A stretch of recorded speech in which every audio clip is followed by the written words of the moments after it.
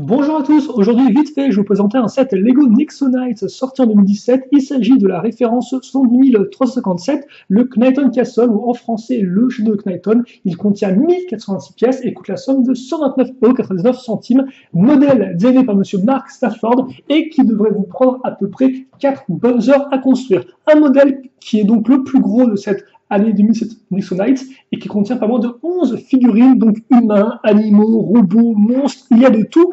Et donc justement, eh bien, commençons ces figurines avec les 3 premières, dont une exclusive.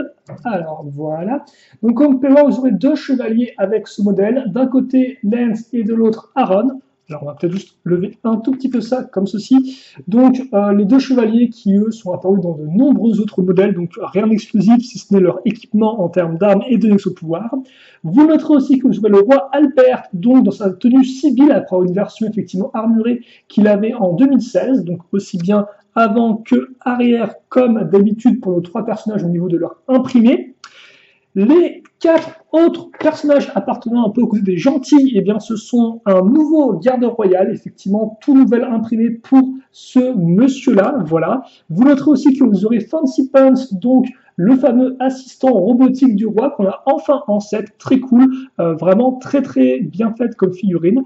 Et vous retrouverez aussi de 2016 Robin, donc en version chevalier noir, car en effet il était auparavant exclusif à son robot sorti en 2016 ainsi qu'au magazine. Et donc là vous l'aurez. À noter que vous avez la coupe de cheveux, mais vous aurez aussi de quoi lui mettre une armure et un casque dans le set, pas de souci. Il vient avec tout son équipement, bien évidemment. Et enfin, vous aurez donc le petit cochon, la cochonne de Lance, Amleta, donc là encore, personnage assez récurrent dans la série télé, et donc on a enfin en set.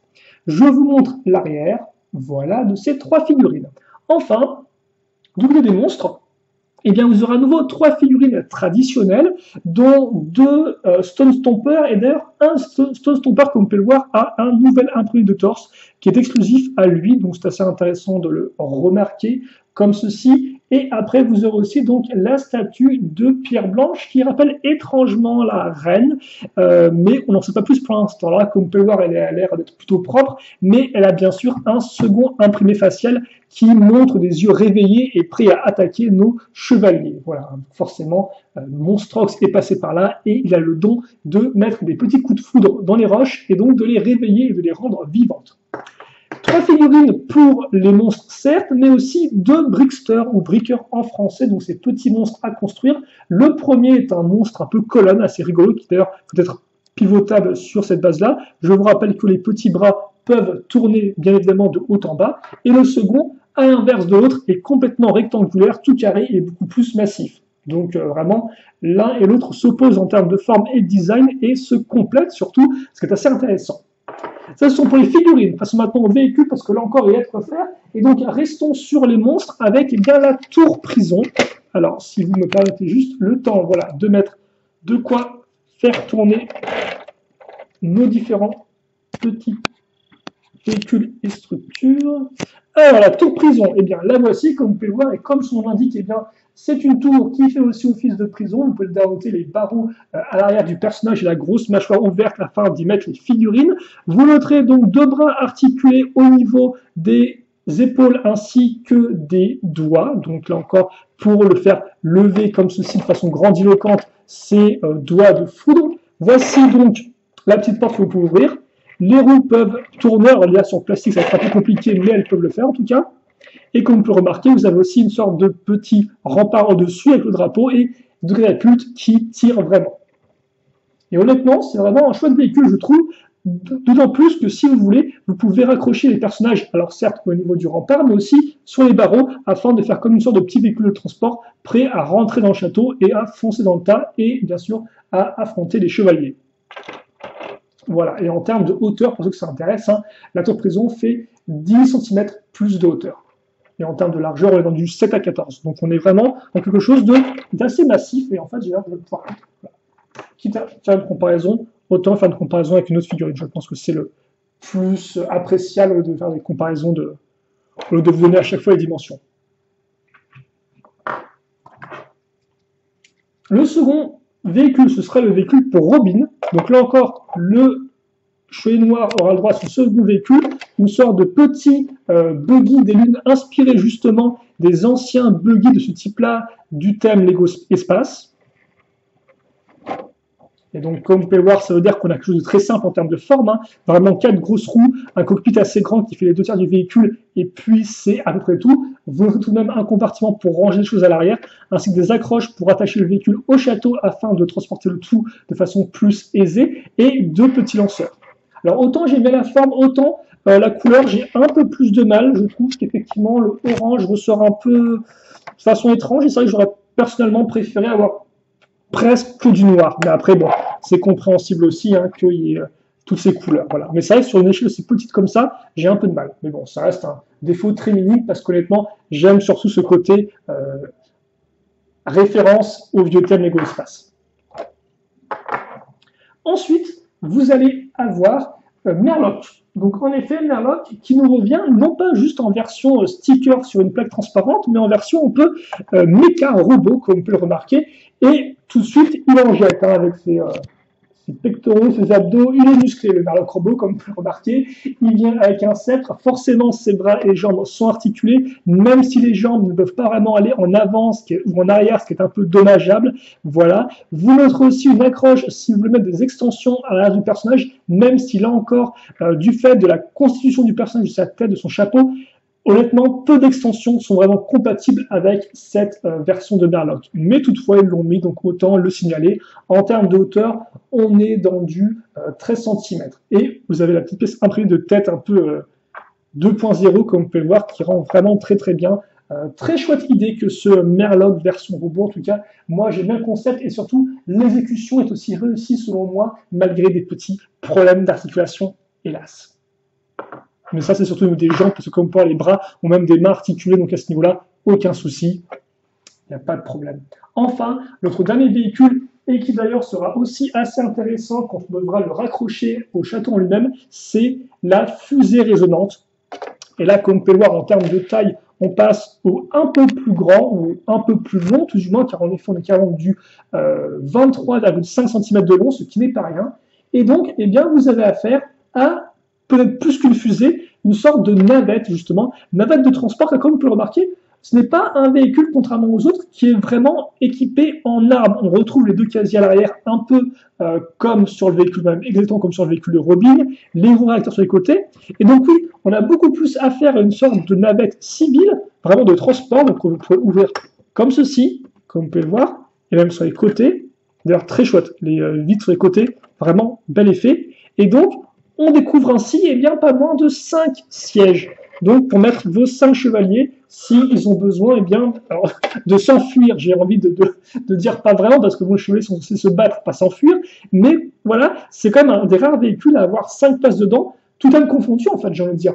Même pas que thème d'action, même thème type Lego City et autres. Donc, un véhicule tel quel, navette à 5 places, très unique en son genre, et en plus, un design vraiment très chouette, je trouve, aussi bien au niveau des formes que des couleurs. Forcément, on retrouve ce gris, ce bleu et ce orange transparent caractéristique d'Elixonize 2016 et aussi forcément caractéristique du premier thème Lego Espace qui n'avait pas d'orange transparent mais du jeu transparent, mais sinon qui avait aussi du gris et du bleu. Donc honnêtement, ça c'est mon véhicule fétiche de ce set. Je trouve que c'est vraiment un point fort et pourtant de base on pourrait juste se dire ouais bon ça reste une navette comme ça, mais non, non, moi je trouve vraiment qu'en termes de design, en termes de référence aux anciens modèles et autres, en termes de taille et de fonctionnalité, il est vraiment unique en son genre et donc pour moi c'est un vrai plus.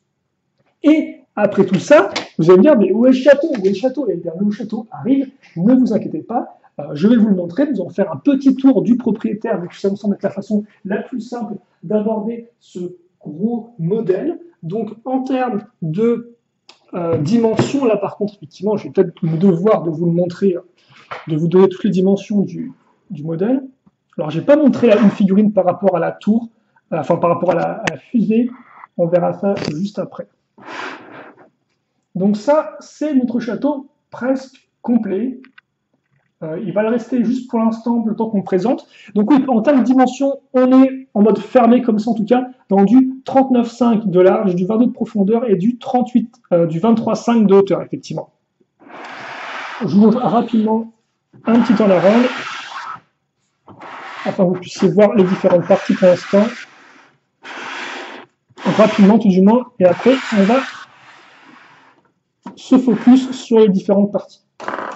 Et voici donc par rapport à une figurine.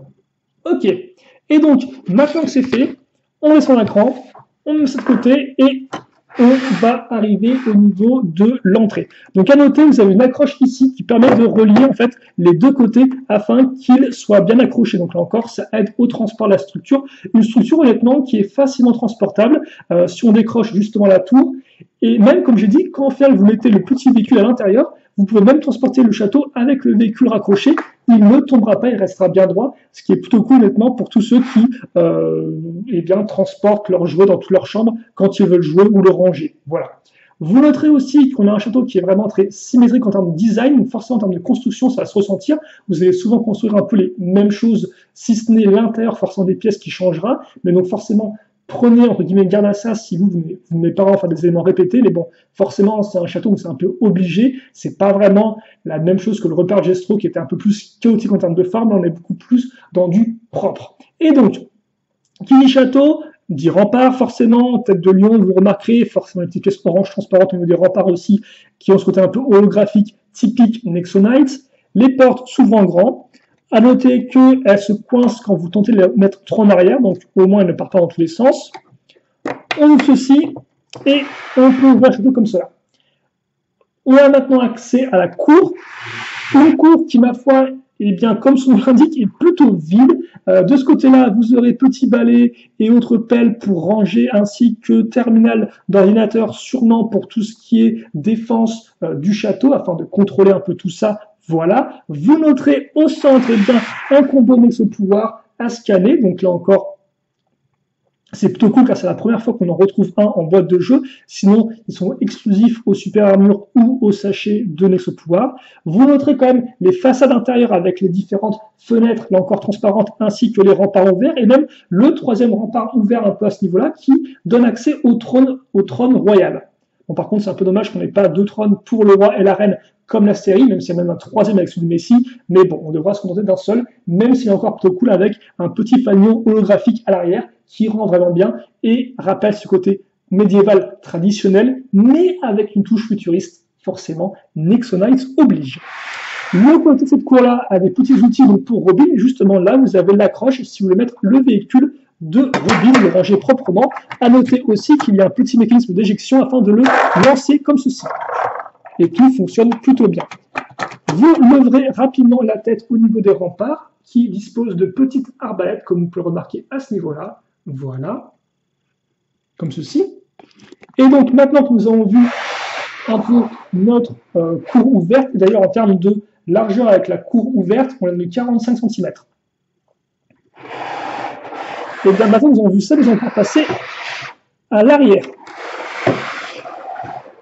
Comme ça. Et vous allez noter que eh bien, notre rez-de-chaussée est un espace qui va être entièrement réservé aux couchettes pour les différents chevaliers, même pour tout le monde en fait, si vous voulez, à part le roi, étrangement. Donc vous aurez forcément un lit un peu plus grand pour Axel avec un hot dog, maintenant on sait où le trouver, un lit rouge pour Messi, un lit de couleur rose pour Ada, Prentice, donc si vous l'avez, vous pouvez la mettre là, et comme vous pouvez le voir, elle va contrôler directement eh bien, le combo Nexo pouvoir, normal, c'est son rôle aussi. Et là, 4 petits lits, donc Robin, Aaron, Clay, ainsi que Lance, avec un petit téléphone portable encore, très chaud de détail, qui correspond au personnage. Échelle pour monter à l'étage supérieur, et donc d'un côté, vous aurez une armurerie, donc comme vous pouvez remarquer, les différents éléments de l'armure à Robin sont présents à ce niveau-là. Alors par contre, ce serait encore mieux si j'arrivais... Voilà, comme ceci. L'arrière du trône. Et enfin, là, vous avez un petit espace pour manger tranquillement et donc pour assister en même temps aux combats ou aux autres représentations qui se font au niveau de la cour. Bien sûr, pas les combats avec les monstres de roche. Je ne pense pas que si les monstres de roche, il soit vraiment le temps de manger et d'assister à la lutte, mais pour tout ce qui est effectivement joute amicale et autres entre chevaliers, eh bien, le roi et la reine peuvent se détendre à ce niveau-là. Enfin, quant au second étage, eh bien, vous aurez deux tours qui font aussi office de prison, forcément, vu que les barreaux, eh bien, enfin, les échelles font office soit pour monter, soit pour de barreaux, justement, pour refermer un peu la prison. Voilà. Et donc après, eh bien, nous avons fait le tour du château. Il ne reste plus qu'à le remettre comme ceci et accrocher la dernière partie. Et qu'est-ce donc la dernière partie? Eh bien, c'est très simple. Il s'agit de notre fusée résonante qui va faire office eh bien, de troisième tour. Et quel tour, en effet? Parce que là, en termes de hauteur, vous allez en rajouter de la hauteur, justement. Comme ceci. Et on va passer à du 38,5 de hauteur. Voilà. C'est tout de suite sacrément impressionnant, comme vous pouvez le remarquer. Et si vous voulez par rapport à une figurine, comme ça. Voilà. Et donc là, le château est au complet. Et donc maintenant, il ne me reste plus qu'à faire mon petit bilan sur le modèle. Et donc honnêtement, moi, la chose, entre guillemets, que j'ai un peu la moins appréciée dans ce château, c'est avant tout le rez-de-chaussée qui est entièrement réservé aux couchettes. Alors non pas que j'ai un problème avec ça, mais le fait est qu'il y a au final assez peu de détails, je trouve, à l'intérieur, parce que forcément, on dit château, donc château, on pense à une cuisine, on pense à une salle à manger, on pense à une bibliothèque, on pense à une section de tir, par exemple, et au final, on n'a pas grand-chose. On a l'armurerie, la petite table pour manger, mais au final, la cour est assez vide, et donc forcément, quand à côté de ça, on a un étage entier réservé à des couchettes, eh bien on se dit c'est un peu dommage, quoi. J'aurais mis un peu plus de diversité, en tout cas c'est moi ce que je me suis dit, et donc c'est un peu au final le seul problème, défaut que j'ai avec ce modèle-là, c'est que j'aurais bien aimé un peu plus de diversité au niveau de l'intérieur des pièces. Même si après, voilà, effectivement, avoir des couchettes individuelles, c'est pas trop mal, car en plus, c'est vrai que les chevaliers n'ont pas vraiment de quoi se reposer dans le Fortrex, donc je veux dire, pourquoi pas. Mais j'aurais voulu un peu plus que juste ça, voilà. Mais hormis ça, c'est un très bon set, et si vous avez les moyens, je peux vous le recommander très chaudement, parce que forcément, c'est un set qui est complet. C'est typiquement le type de gros modèle qui, certes, coûte son prix, hein, ça, il n'y a pas à dire, il coûte une somme non négligeable, 130 euros, mais pour ce prix-là, eh bien, vous avez de quoi vous amuser pendant des heures et des heures, car en effet, déjà, vous avez un très grand nombre de figurines, 11 au total, et comme j'ai dit, on passe aussi bien du chevalier Nexonite que du roi au garde royal, en passant par Robin, un cochon, des monstres de pierre, des bricksters, bref, il y a plein de personnages différents pour s'amuser, des personnages exclusifs, d'autres moins exclusifs, mais en tout cas, tous ont un rôle différent et donc, de ce fait, les scènes de jeu peuvent être encore plus intéressantes. Par exemple, il faut sauver le roi, ou alors le cochon s'est enlevé, l'âne va le récupérer, je ne sais pas moi. Vous pouvez vraiment inventer plein de choses avec toutes ces figurines-là, et en plus des figurines qui vont être complétées par différents véhicules. Et là encore, des véhicules qui ont tous plus ou moins un statut, un rôle différent. On passe de la prison qui fait un peu office de structure sur roue, assez intéressant comme concept, par exemple, jusqu'à justement un véhicule plus classique qui fait référence au Gotham Space, ou une navette plus civile que vraiment militaire, comme j'ai dit déjà au final au niveau de son équipement, ou encore Murloc. Murloc qui n'est pas du tout un véhicule, il n'est pas roulant, il n'est pas volant, c'est un personnage donc robot, comme vous pouvez le voir, et donc là encore, diversité en termes de contenu et de jouabilité. Je pense que tout le monde vous pouvez le voir ça. Vous avez une machine, un véhicule roulant, un véhicule volant, quoi. Donc le combat peut aussi se faire dans les airs, qu'au niveau du sol, etc. Et donc là encore, et vous avez aussi la structure à côté, quoi, bien évidemment. La structure, forcément, qui a une place non négligeable. Alors après, forcément, la structure, forcément, en termes de construction, voilà, c'est un peu, il n'y a pas de technique de construction folle, et c'est vrai qu'on reste quand même dans du symétrie. Logique, du fait du design, mais c'est vrai qu'en termes de construction, bah, vous avez quand même vous avez cette diversité au final avec les différents véhicules, mais après le château purement en lui-même, je pense, ne révolutionne pas le genre après, même si ça reste une très belle structure.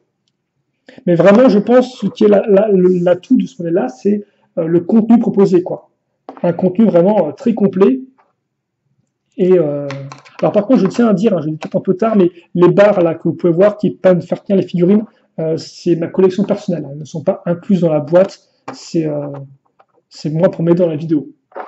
Mais vous l'avez compris, donc un modèle que je peux vous recommander, un seul mot d'ordre, jouabilité, vraiment étendu, il y a de quoi s'amuser. Et donc avant peut-être juste de se quitter, je tiens à dire que ce modèle a été donc designé par Mark Stafford et qu'il a été fait, enfin qu'il lui en tout cas l'a fait en honneur à monsieur Daniel Krenz, qui est un designer Lego qui est justement mort pendant la création de pendant la période de temps de design de ce modèle-là, et Daniel Krenz, qui était donc un vieux designer Lego qui a fait le tout premier château Lego, le château jaune, voilà, référence 375. Et d'ailleurs, cette référence 375, vous pouvez la retrouver sur la navette, ainsi que les initiales de Monsieur Daniel Krenz, donc DK à ce niveau-là, ainsi que les symboles ici qui sont des symboles qui ressemblent justement à ceux qu'on pouvait trouver sur le premier château jaune.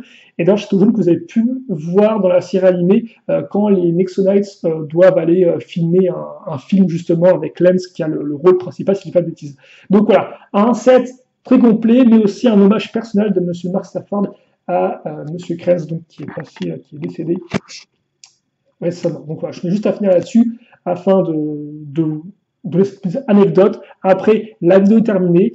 J'espère que vous l'appréciez. Si vous avez des questions, des commentaires, n'hésitez pas à me les poser. J'y répondrai avec grand plaisir, comme d'habitude. Et puis nous, bien sûr, on se retrouve très prochainement pour de nouvelles vidéos. Portez-vous bien, passez une bonne journée, une bonne soirée, et à la prochaine. Salut à tous et à toutes.